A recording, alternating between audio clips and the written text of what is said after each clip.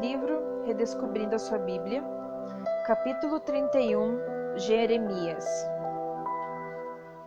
Profeta para Judá, Reino do Sul.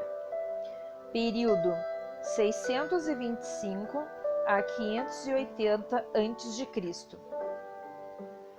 Reis de Judá: Josias, fiel, 31 anos de reinado. Joacás, infiel, 3 meses de reinado. Joaquim ou Eliaquim, infiel, 11 anos de reinado. Joaquim ou Jeconias, infiel, 3 meses de reinado. Zedequias, infiel, 11 anos de reinado. Palavra-chave: apostasia e advertência. Tema: o último esforço para salvar a Jerusalém. Versículo-chave: capítulo 7, versículo 28. Esta é a nação que não atende à voz do Senhor, seu Deus, e não aceita a disciplina. Já pereceu, a verdade foi eliminada da sua boca. Capítulo 13, versículos 17. Mas, se isto não ouvirdes, a minha alma chorará em segredo, por causa da sua soberba. Chorarão os meus olhos amargamente, e se desfarão em lágrimas, porquanto o rebanho do Senhor foi levado cativo. O livro de Jeremias registra os infrutíferos apelos deste profeta para que Judá abandonasse a idolatria e a imoralidade, se voltasse para o Senhor e escapasse do trágico destino do cativeiro da Babilônia. O contexto histórico ocorreu na época em que 3 poderosas nações estavam competindo pela supremacia mundial. O Egito, já tendo sido uma grande potência, desejava novamente esta posição. A Síria, que após quase 500 anos de domínio, estava enfraquecendo, e a Babilônia, que crescia em poder. Finalmente, a Babilônia prevaleceu e o dominou o mundo por aproximadamente 8 décadas. Josias foi um bom rei e fez o que era reto perante o Senhor. Após a sua morte na batalha contra Faraó Neco do Egito, seu filho Joacás reinou em seu lugar. Segundo Reis, capítulo 23, versículo 29 e 30. Porém, Joacás reinou somente 3 meses sobre Judá, pois Faraó Neco o retirou do poder e colocou seu irmão Joaquim, também chamado de Eliaquim. No 3º ano do reinado de Joaquim, Nabucodonosor derrotou Faraó Neco e tomou Jerusalém.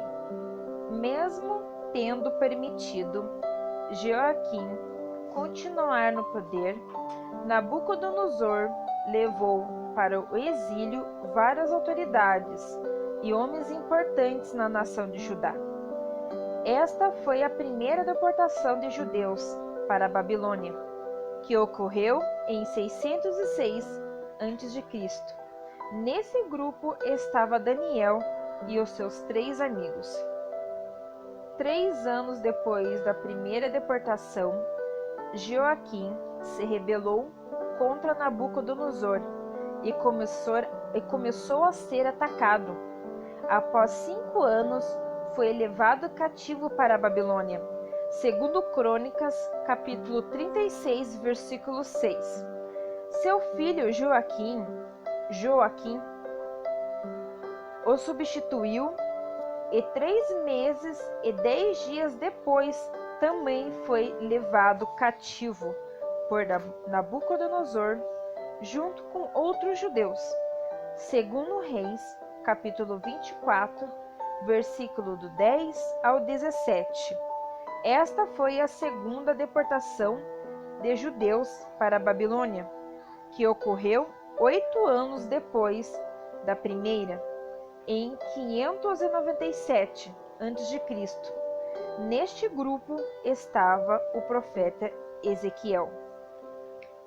Nabucodonosor então nomeou Zedequias, tio de Joaquim, em seu lugar. Zedequias reinou por 11 anos e durante esse período também se rebelou. Enfurecido, Nabucodonosor marchou contra Jerusalém e a tomou e a destruiu. Derrubou os muros da cidade e todos os edifícios importantes, incluindo o templo, e levou a população para a Babilônia. Aqui temos a terceira e a última deportação de judeus, em 586 a.C. Segundo Reis, capítulo 24, versículo 20. Capítulo 25 e versículo 12. Zedequias tentou fugir, mas foi capturado e forçado a ver os seus filhos morrerem diante dele.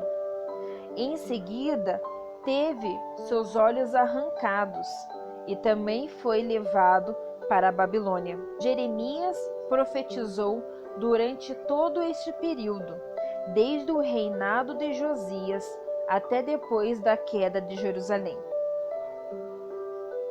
Na época do reinado de Josias, houve um grande revivamento espiritual em Judá, segundo Reis, capítulo 22 ao 23. Porém, após a sua morte, houve 22 anos de declínio moral e espiritual, pois todos os 4 reis que se seguiram, Jeoacás, Joaquim, Joaquim e Zedequias, foram infiéis a Deus. Durante esse período, Jeremias tentou sustentar as reformas religiosas de Josias, mas não teve sucesso. Assim, foi inevitável a tomada da cidade santa, o exílio das autoridades e homens importantes da nação e, finalmente, a destruição de Jerusalém. As advertências e repreensões de Jeremias, mesmo temperadas com súplicas, de nada adiantaram. A apostasia foi tão profunda que alcançou reis, profetas, sacerdotes e todo o povo. O rei Jeoaquim queimou o rolo das suas profecias e tentou tirar-lhe a vida. E o rei Zedequias foi advertido em vão sobre o cativeiro que estava próximo. Ainda que Jeremias tenha exercido por 40 anos e com intensidade seu ministério profético, 20 capítulos inteiros com argumentações e apelos, mas não houve nenhum arrependimento dos líderes ou da nação. Mesmo tendo Israel 10 tribos no norte, caído diante da Assíria, poucas décadas antes, Judá não aprendeu a lição de sua irmã, pois repetiu de maneira mais intensa os mesmos erros e teve semelhante final. A ilusão de que o templo salvaria Jerusalém do desastre foi em vão. Capítulo 7. Somente o arrependimento poderia ter interrompido e modificado esse destino.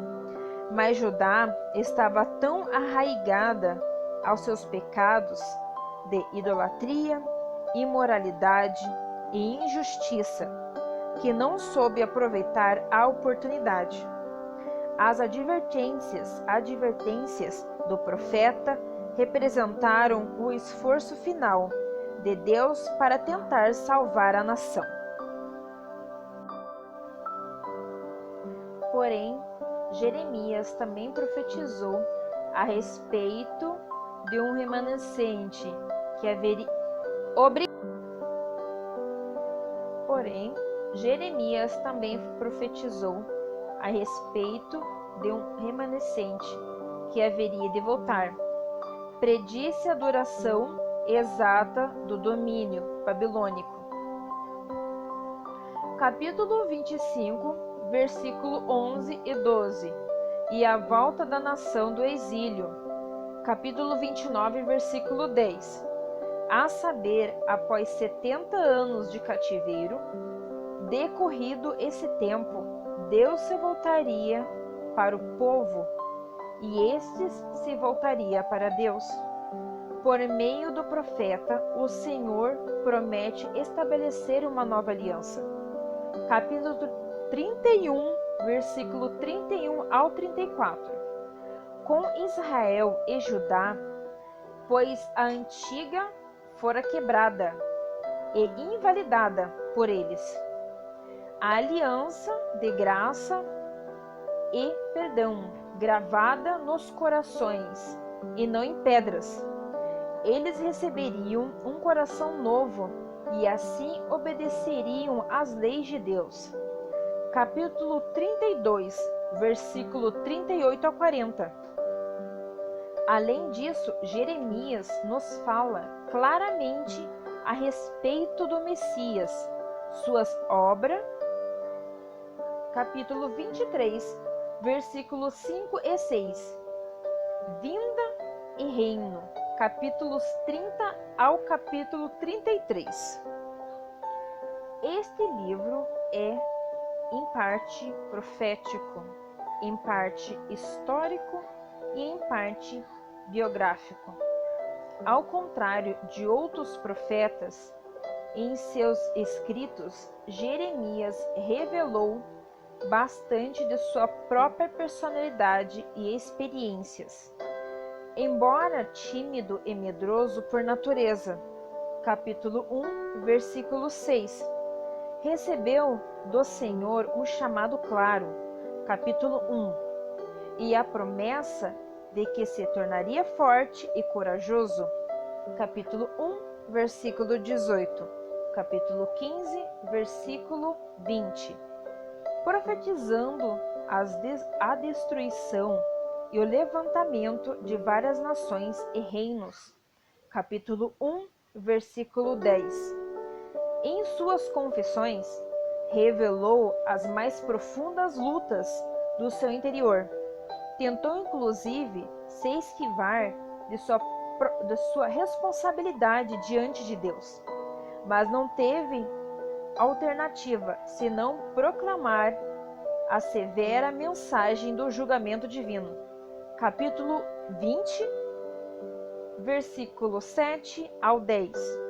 Porém isso lhe partiu o coração. Por esse motivo foi conhecido como o profeta chorão, pois chorava abertamente pelos pecados do seu povo. Capítulo 9, versículo 1. Capítulo 13, versículo 17. E capítulo 14, versículo 17. Este conflito interior ocorreu porque Jeremias era um sacerdote. Capítulo 1, versículo 1, que foi chamado para ser profeta. Capítulo 1, versículo 5.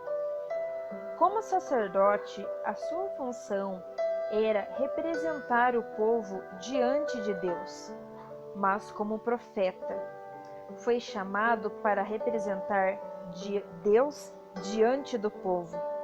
Aqui podemos entender o tremendo dilema deste homem, colocar-se bem no meio entre Deus e o povo, obedecendo a Deus e proclamando suas duras palavras, porém simultaneamente intercedendo pelo povo. A voz era do profeta, a voz era de profeta, mas o coração era de um sacerdote.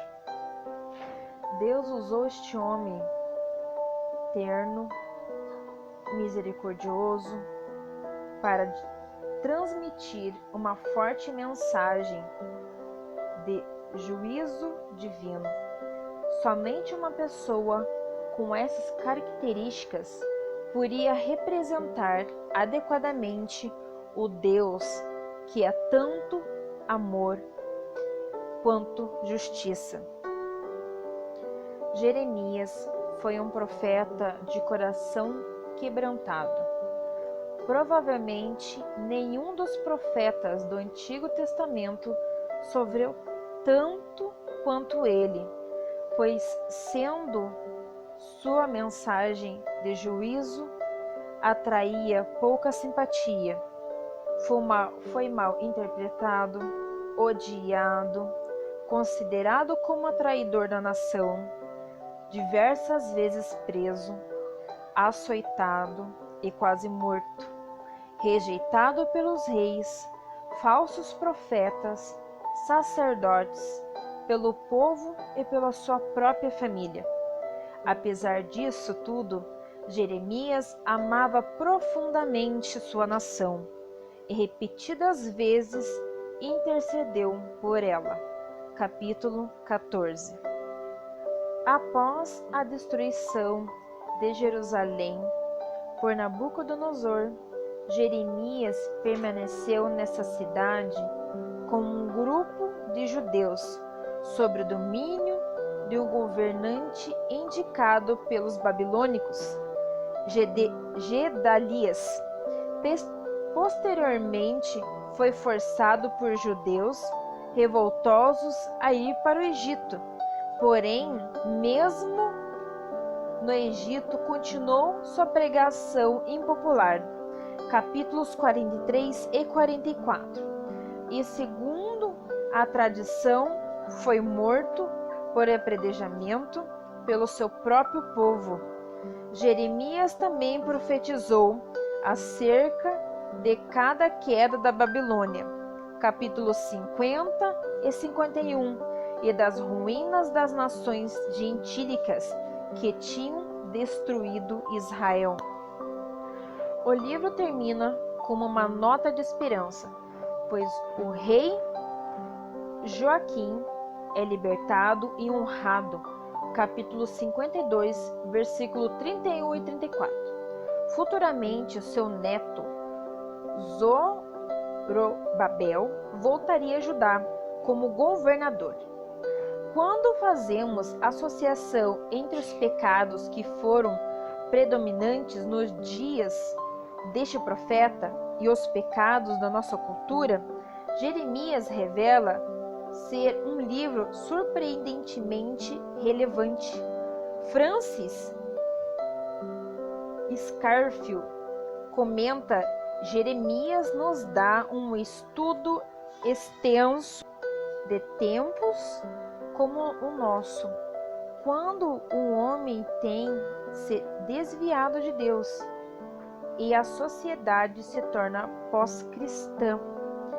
Este é um livro mais extenso da Bíblia e também o dos mais difíceis de compreender, pois seus escritos não estão em ordem cronológica. Aqui terminamos mais um capítulo 31 de Jeremias, do livro Redescobrindo a Sua Bíblia. E vamos terminar com a oração que o nosso Senhor nos ensinou. Pai nosso que estais no céu, santificado seja o teu nome. Venha a nós o teu reino. Seja feita a tua vontade, assim na terra como no céu. O pão nosso de cada dia nos dai hoje. Perdoai as nossas dívidas, assim como nós perdoamos a quem nos tem ofendido. e não deixeis cair em tentação, mas livra-nos do mal, pois do teu reino, o poder, a honra e a glória, para todo sempre. Amém. Que a paz de Deus esteja com todos vocês. Amém.